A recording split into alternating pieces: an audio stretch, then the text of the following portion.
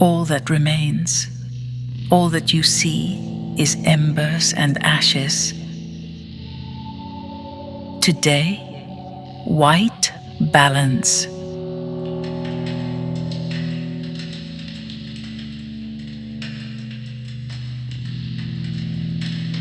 It's not just snow, Mitch, I mean it.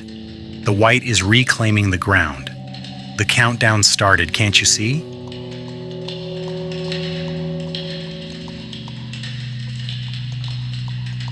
Mitch gripped the steering wheel. He wanted to strangle the thought and be done with it once and for all. They'd been crossing Minnesota for 3 hours, and the car's heater smelled of stale dust and boredom.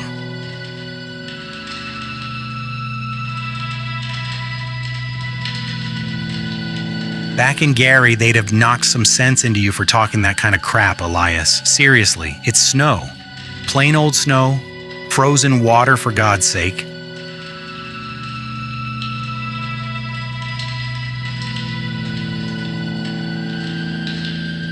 Elias didn't flinch. His eyes were fixed on the windshield, where the flakes were shattering against the glass and almost vanishing.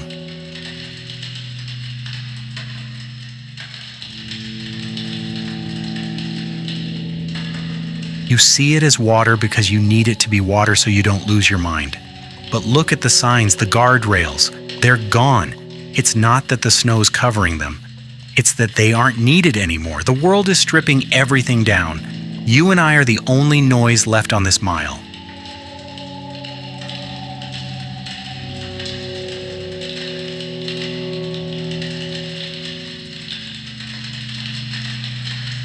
They pulled into the service station off the I-94 near Bemidji with a screech that sounded like sacrilege in the middle of that silence. The light from the pumps was a sickly yellow, a wound in the whiteness surrounding them. Elias climbed out without a word, walking with the slow gait of someone who's no longer in a hurry to get anywhere, and headed for the restroom door on the side of the building.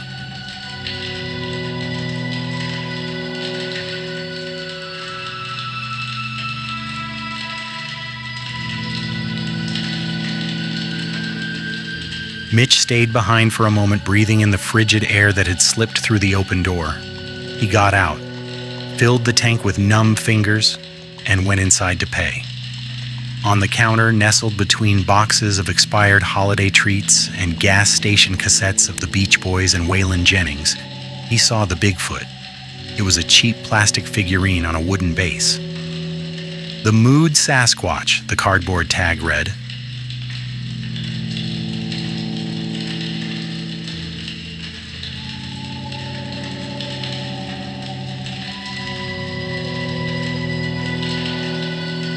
$4.95, the attendant said. His eyes were hollow, as if he'd spent decades waiting for the snow to finish erasing his own existence.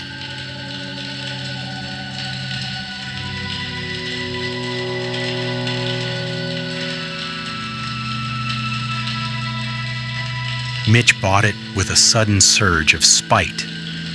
He wanted to shove it in Elias's face. Look, Prophet, here's your cutting-edge technology. A gift that was equal parts peace offering and cynicism, a way of telling him they were still alive, still in the world of things you could buy for $5.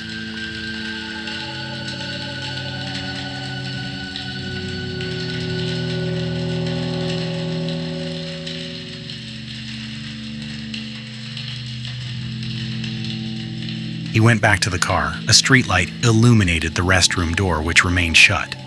Mitch set the Bigfoot on the dashboard and waited.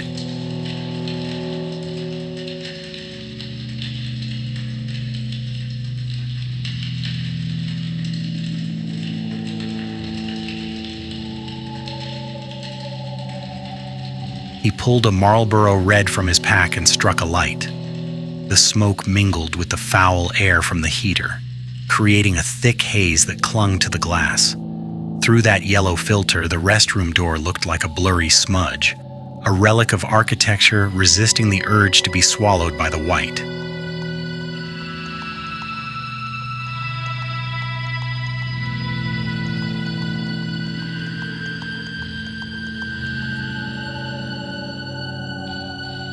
10 minutes passed, then 15.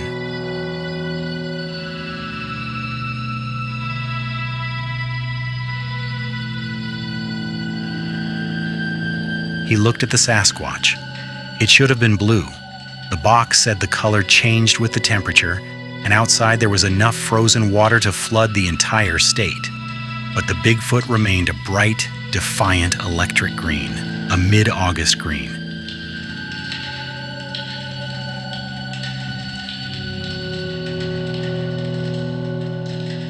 "Come on, Elias, damn it! What the hell are you doing in there?" Mitch whispered.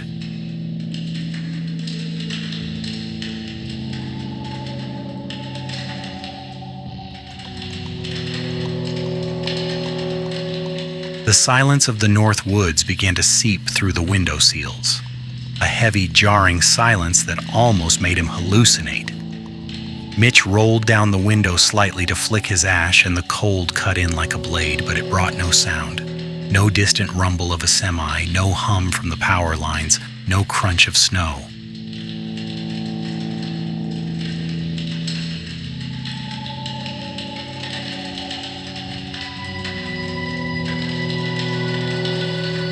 He looked at the Bigfoot again, still green.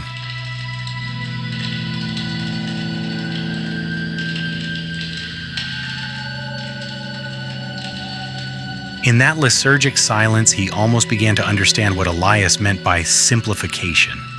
The Sasquatch wasn't broken. It simply had nothing left to record. Humidity, atmospheric pressure, and time itself had become irrelevant concepts under that layer of white, of nothingness. The Bigfoot had ceased to be an instrument and had become a mute piece of plastic. Just like the car. Just like his relationship with Elias. Built on trips to nowhere and arguments that led to nothing.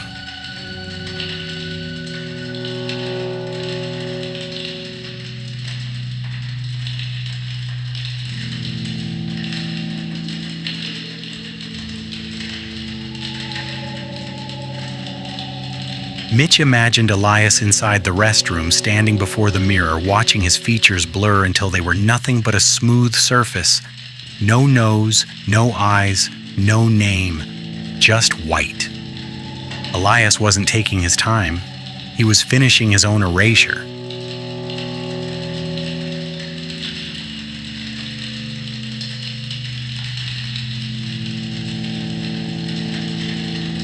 A gust of wind shook the car, and the Bigfoot wobbled on the dashboard, but its color held fast.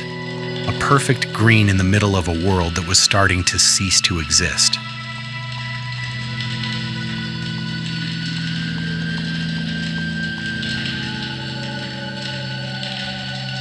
Mitch shifted the gear lever into drive. He didn't look toward the restroom door. He didn't want to resist the process. The engine roared as he stepped on the gas, a thunderous sound that the snow absorbed instantly. As he eased off the brake, he looked at his own hands on the wheel.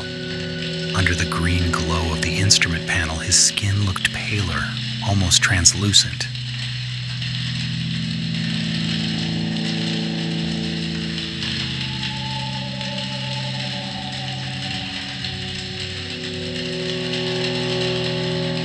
"I'm next, Elias," he muttered.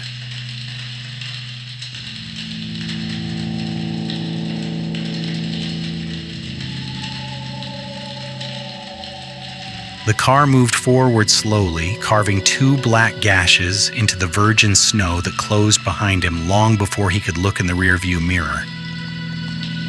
The Bigfoot stayed green. The white balance was almost perfect.